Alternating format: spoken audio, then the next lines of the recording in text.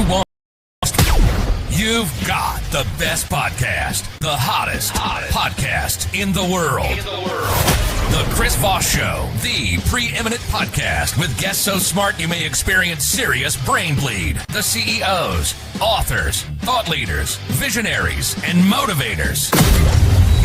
Get ready. Strap yourself in. Keep your hands, arms, and legs inside the vehicle at all times, because you're about to go on a monster education roller coaster with your brain. Now, here's your host, Chris Voss. Hi, folks. It's Voss here from thechrisvossshow.com. There you go, ladies and gentlemen. The latest things that makes it official. Welcome to Big Show. As always, we love to have you guys. For 16 years and 2,700 episodes, we bring in the Chris Voss Show. Did you know it's one of the oldest podcasts still broadcasting? I think there's like 10 of us left or something, 20 from 17 years ago, kind of when podcasting was birthed. So, yeah, we're really old. In fact, I think we're going to put a cane on the Chris Voss Show, just to make sure its knees are okay. Anyway, guys, on the logo, that is, I should qualify that. Anyway, guys, go to goodreads.com/Chris Voss, LinkedIn.com/Chris Voss. Chris Voss, one of the TikTokity, and we've just introduced old man Kane jokes on the show. We have an amazing young man on the show with us today. We have Brian Freeman. He is here to represent Robert Ludlum's series, the Jason Bourne series, and his newest book is coming out called The Bourne Revenge. We're going to get into it and all that good stuff. Welcome to the show, Brian. How are you? I am doing great. It's great to be back with you, Chris. There you go. It's great to have you again. Welcome back. And this is, let's see, 1, 2, 3, 4, 5, 6, 7, 8. I'm just counting this off of the Robert Ludlum website. Is there 8 books that you that's involved? right. Yep. Wow. This is my 8th Jason Bourne novel. I can't believe we've already got 8 under our belt. It's gone by fast. If you get a certain number, do you just take over the series and you can kick his name off the title of the book? I got to check on that. There we go. How many books did he do? I don't know. But he only did 3 Bourne books, so I got really there. So yes. Well, yeah. You may want to renegotiate that guy. I don't know. Just being funny.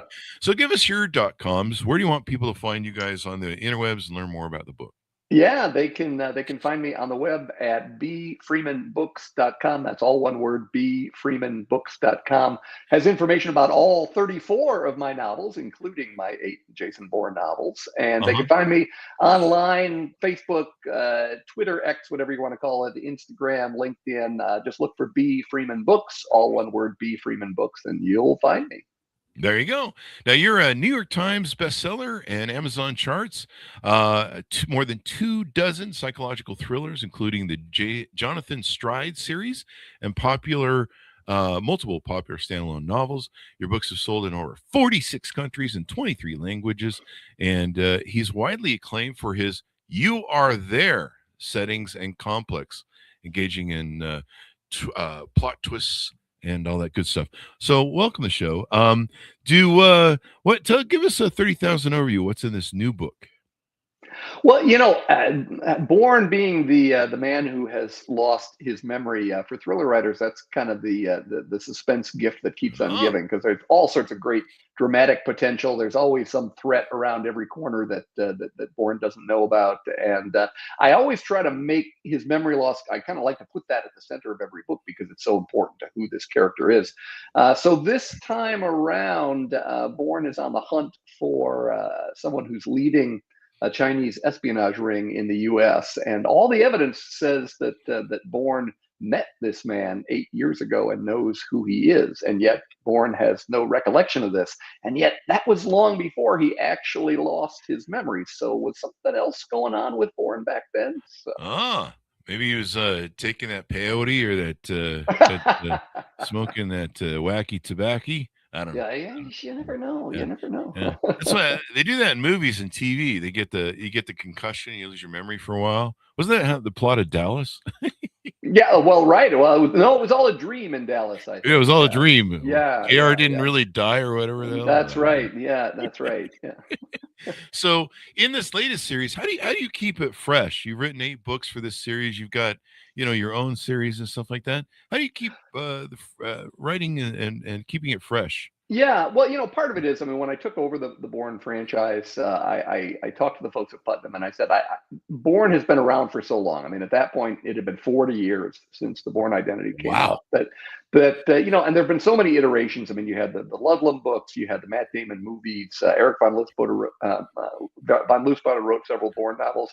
I said, I think you can't try to build on all these different pieces that have come before. You got to start fresh. So my Bourne novels are a complete reboot of the series, and the whole goal was to recreate Ludlum's character from the Bourne Identity very authentically, but put him down in a modern setting, all new plots and sub characters around him, basically start the series over. So you don't need to have read anything else or even seen the movies to dive into any of my Bourne books.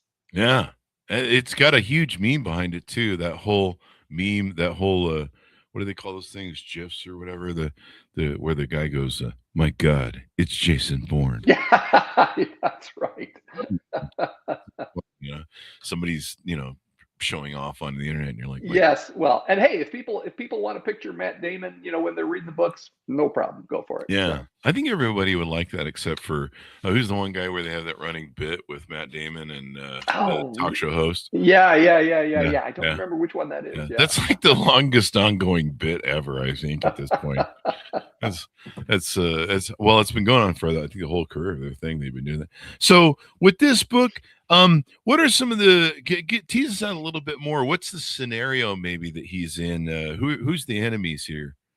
Well, so many of the Bourne books have a big international focus, settings all around the world and everything. This time around, I really kind of wanted to bring Bourne home. So the entire action of the books, it takes place in the U.S. And again, Treadstone, the organization that Bourne works for, this kind of shadowy espionage organization, they've got a lot of evidence of this very coordinated Chinese espionage ring operating in the U.S. and which I think should feel pretty ripped from the headlines in terms of spy balloons flying overhead and police stations being found in cities that are operated by the Chinese. So lots of different kinds of things happening. And Wasn't that wild? Yeah, wasn't that wild? Yeah, police station in New York. Well, that's the thing, truth is typically stranger than fiction. So I've got Bourne on the hunt for the spy who's kind of coordinating this whole effort, and he's following clues from what they think happened 8 years ago when supposedly he met this Chinese spy, and he's trying to recreate what actually happened back then, and that leads him on kind of a hopscotch chase scene around the country as he tries to track down this spy. There you go. The Chinese are up to no good. Something which is I've been beaten up on the Russians in the last few books, so I figured time to give them a break, and we'll beat up on the Chinese instead. So. They're having too much fun in real life, Yeah. destroying the world. It's kind of an interesting time that we live in. It seems like really there's three superpowers that are fighting over the globe right now. I guess it's Russia and China and us. Who knew we declare war on our own NATO country, Greenland? What the fuck is going on? This just kind of reminds me of that movie from the 60s. Wasn't it The Mouse That Roared, where the little country arranged to be invaded by the U.S. so they could get all of the benefits of once they were conquered. So. I never watched that. I think isn't that Puerto Rico and Washington D.C. They're still trying to get statehood. Although you can go to Puerto Rico and save a lot on taxes. We've had a lot of people on the show come and talk about that, like how to retire in Puerto Rico. But yeah, it's interesting. The Chinese are up to something, and they're up to their things, and it's probably a good. It's funny. I'll never forget that line from the State Department where I forget who the guy was that said it, but he said when Russia invaded the Ukraine, we found out that what was the line? I don't know. So I lost it. So we'll just move on from that. I can't remember the exact line, but it was something in effect that we used to think that Russia had the second greatest army in the world, and we found out in Ukraine that Ukraine has it, or something like that. I don't know, some bit like that. So, as you write for the series, anything in the future you want to tease out? Is there any movies or any I know that you guys work really hard on your own series, and you guys Yeah, put these yeah. books out pretty quickly. Anything in the future Yeah, I've coming? got my I released my book Photograph that came out last October, and we've been having a Oh, great run with Photograph. I love the cover; it's just a yeah. fantastic cover. And that started out as a standalone. Who knows? Might turn into a series. And Oh, then I've got 11 books in my Jonathan Stride series, kind of gritty police procedural set up in Duluth, Minnesota. And it's been a few years since Stride has returned, and readers have been a little impatient about getting yeah. him back on stage. So I just turned in the new Stride novel last month, so that's going to be out in October of this year. Ah, well, if it's based in Minnesota, there's a lot of stuff going on there right now. Well, what did I tell you? Truth stranger than fiction. Yeah, it's hard to Yeah. keep up with all the current events. We've had some novelists on the show that write in the genre you do, and Yeah. they'll pick the next war. I think someone picked the Ukraine war. That was writing fiction back when it first started Yeah, 3 years it gets ago. a little creepy. I mean, there have been a lot of things Yeah. happening in the Bourne books. The book comes out, and 2 or 3 months later, all of a sudden, things from the book start actually happening in real life. I'm like, okay, who's out there reading these things? So, Nah. Now it looks like with this book, The Born Revenge, you're getting into AI and database and stuff like little that. bit, yeah, a little bit. I mean, I think that what I and other thriller writers try to do is we look at trends in society and we kind of spin those out Mhm. to their conclusions and see, all right, if you started ramping this up, where does it take you? And so you look what you've got in the Born Revenge is the idea that there's this AI software that is designed to correlate all these trillions of data points and look for information that a human is never going to spot in terms of the trends from all these different points. But Mm. when you've got software that can distill literally trillions of data points, you start seeing information that you'd otherwise miss, and that's obviously Yeah. something that the Chinese want their hands on. Oh yeah. AI has got to be, just the greatest thing for authors, maybe, and because it's just like unlimited places you can go and utilize it for, because you can use it in so many different places. Maybe I don't know. Yeah, I don't know. I still in Photograph, my hero talks about AI, and she says currently it's still a little more A than I. And I don't know. I think that's true. Partly because I don't know what it is about authors, but we constantly get all this AI spam. I mean, I get fake publicists and fake authors Oh and really? fake agents and fake book clubs. I mean, these things start showing up. I mean, I probably get a dozen emails a day in my inbox, and they all have the exact same feel to them. You can tell that they're all written by AI, and it's so painfully obvious because they all sound exactly the same. Really? Yeah. Yeah, yeah. Do they have misspellings? Do they have the tells that Oh no, they're usually they're they're filter? perfectly spelled. I Perfect. mean that, Wow. yeah, Wow. but there's a quality of tone that Ah, just is so fake that it's clearly not a real human being that yeah, created this. So. yeah. It like talks like no one talks. Right, yeah, pretty much, yeah. Yeah. Well, I guess we need to feed it, I don't know, more deliverance type vocabulary, deliverance the Yeah, movie. yeah. The Maybe more it so we gets, can to understand. know actual humans, probably you'll start Yeah. seeing it go downhill. So. Yeah, that's the one thing. I mean, like some of the videos now that are coming out of that Sora, like I have to really kind of look at Oh it. I'm yeah, like, is that yeah. is that AI or is that Yeah, real? yeah. I'm convinced McDonald's really is hiring cats to make up their food. Wait, they're not? I thought that was real.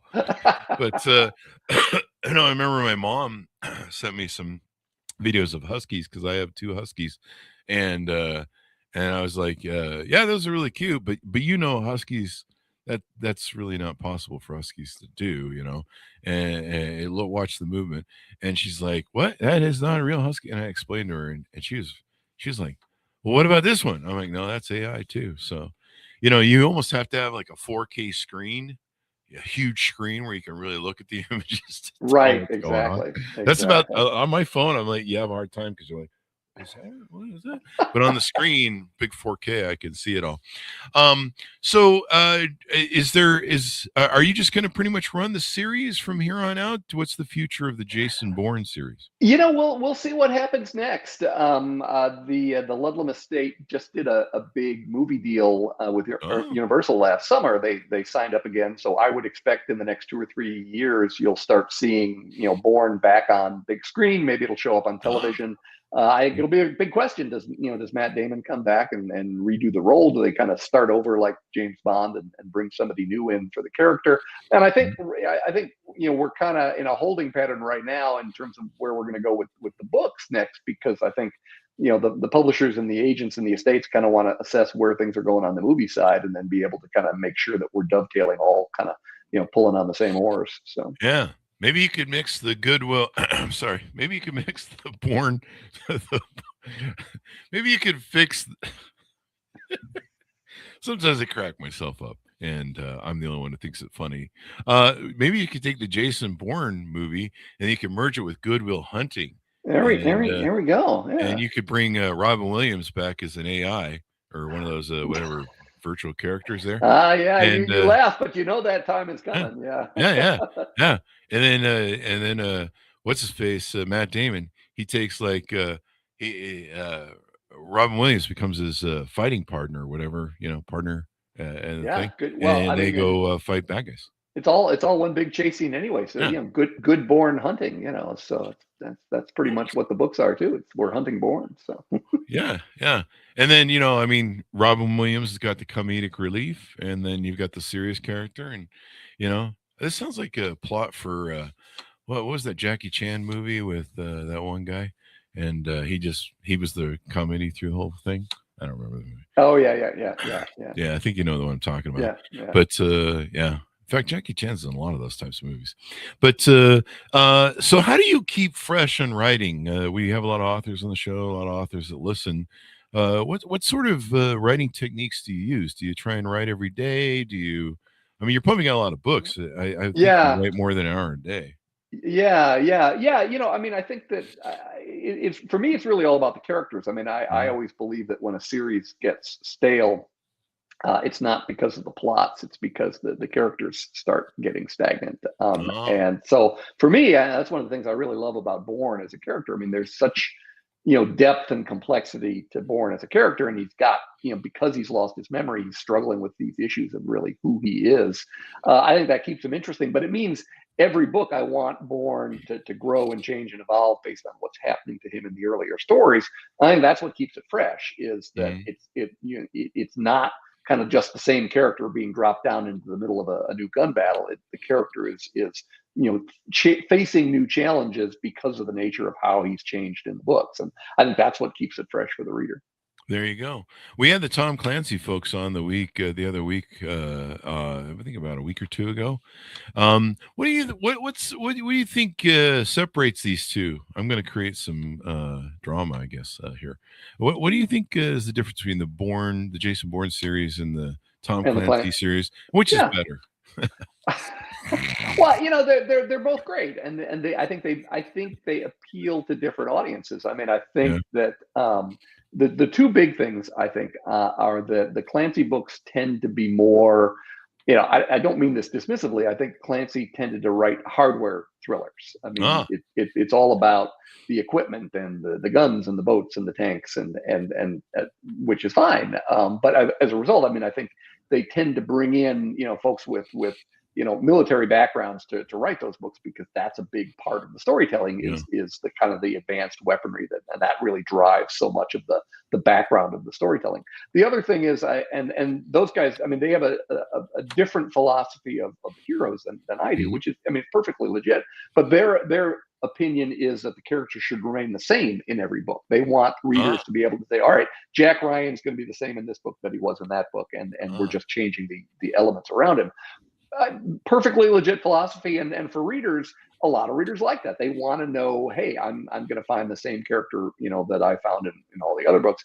I just have a different philosophy. I think in the Bourne books, because of who Bourne is, I think you want him to grow and change. He's not going to be the same in every book, and Bourne's books are more character driven than they are events driven. It's more espionage, it's more personal, it's relationships with individuals, and as opposed to kind of big geopolitical things going on. There you go. Maybe they should make Jason Bourne the next what's the James Bond? We need a new James Bond, I guess. They're looking Well, for we a new do, James yeah. But it's a lot of people always talk about the fact that is Jason Bourne kind of the American James Bond, Bond. and right down to the fact I don't believe it's an accident that Ludlum Ah, chose JB as the initials for Jason Bourne. I mean, I think that was kind of in his head too. So there you go. Does he like martinis? No, I'm just kidding. Shaken, not stirred. And then maybe Bourne will take his stirred, not shaken. So. Was there? Did you tour around and do any traveling? Like some of my novels that come on the show say we purposely set things in like Paris so we can travel there and do research. Yeah. What do I do? I'm going to Kansas City. I've got.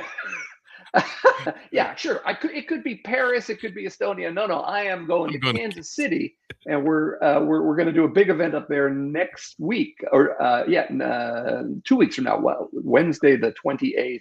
It's going to be fun. It's going to be at the J. Rieger Distillery in Kansas City. We're going to do a big 2-hour Bourne event because I've got a couple chapters in the Bourne Revenge set at the distillery, and Andy Rieger, who owns the business, said, "Oh we got to do something fun, when the book comes out." So I'm going to be heading up to Kansas City. Big event. Rainy Day Books in Kansas City is sponsoring it, so people can buy tickets and come to the event. It's going to be a lot of fun. There you go. Swing by Arthur Bryant's barbecue while you're there, man. This is true. I went and gave a speech, I don't know, 10 years ago in Kansas City, and for some convention for truckers, and so I spent 3 days just eating nonstop barbecue, breakfast, lunch, and dinner, hitting all the barbecue joints in Kansas City. By the time I got on stage, I pretty much had meat sweats coming out of my pores. I told them that on stage. What a way to go. I told them that on stage. I'm like, if you're in the first 5 rows, you can probably, I've been eating barbecue for 3 days straight now. You can probably smell barbecue coming out of my pores. It's one way to gain a rapport with an audience. So anything else moving forward that people should know about? What's upcoming? Was there a favorite part of the book that you enjoyed writing? Maybe you can tease out that won't give away too much. Well, again, it was kind of fun doing a Bourne book set entirely in the U.S. and and putting some real places in there. The distillery in Kansas City. I've got some real places up in, of all things, Door County, Wisconsin. Beautiful tourist area, nothing but cherries and B&Bs and things. But there's Bourne shooting up the countryside in Door County, Wisconsin. So I think a lot of U.S. readers will have a lot of fun with the settings in this book. There you go. So do you get free drinks and stuff for the distillery because you put it in the book? I sure as heck hope so, yeah. Yeah. Wait, now this sounds like a good idea. I need to do a novel and then base it around all my favorite restaurants in town. Well, see, exactly. So I can get free food. It doesn't always work though. I've been doing scenes set at Sammy's Pizza in Duluth for 20 years, and man, I'm still waiting for what is going on. Yeah, Sammy's Pizza, on, wake up. Let's go. This is a hell of a plug here, man. Jeez, wow. What do you got to do? Maybe have Jason go back in and blow up the place. Yeah, that's right. That's right. Well, when I was in Kansas City for my last book, Break Every Rule, and that's how I got to know the distillery there. And the first thing I told Andy Rieger was, this would be a great place to kill somebody. So, well, I deliver on my promises. So. I thought pizza places were usually where Hillary Clinton hangs out. That's a joke, people. It never happened. It's not true. Don't do conspiracy shit. I'm just. Why am I referencing a conspiracy? I don't know. It sounded funny in my head, but hey, it's Bourne. There's always conspiracies when Jason Bourne's around. Yeah, maybe Jason Bourne could run in there, and I don't know. You put pineapple on the pizza, you must die. Blam, blam, blam. It's a violation of international code. Well, admittedly, there should really be the death penalty for pineapple on pizza. Well, I think there is in Italy. Doesn't Italy have laws against this sort of thing? Death penalty. First they have to whatever you, like in the end of Braveheart, and then they kill you in Italy. First they have to manhood you. I don't know what the correct term is. Well, it's been fun, Brian, to have you on. Anything more we want to tease out on the thing or futures coming up? I just hope everyone goes out and meets Bourne again in the Bourne Revenge and looks for my new Jonathan Stride novel, Where the Road Ends, in October. And in between, don't forget to pick up your copy of Photograph as well. So I'm keeping readers busy. There you go. There you go. Well, thank you for coming on, Brian. We really appreciate it. Give us your .coms too. Once again, it is bfreemanbooks.com, all one word, bfreemanbooks.com. And you can also find me on Facebook, Instagram, LinkedIn, X, Twitter, all those things. B Freeman Books. There you go. Order the book, folks, wherever fine books are sold. Refer the show to your family, friends, and relatives. Go to goodreads.com/Chris Voss, LinkedIn.com/Chris Voss, one, the TikTok, all this crazy place, the internet. Be good to each other. Stay safe. We'll see you next time. You've been listening to the most amazing, intelligent podcast ever made to improve your brain and your life. Warning, consuming too much of the Chris Voss Show podcast can lead to people thinking you're smarter, younger, and irresistible sexy. Consume in regularly moderated amounts. Consult a doctor for any resulting brain bleed.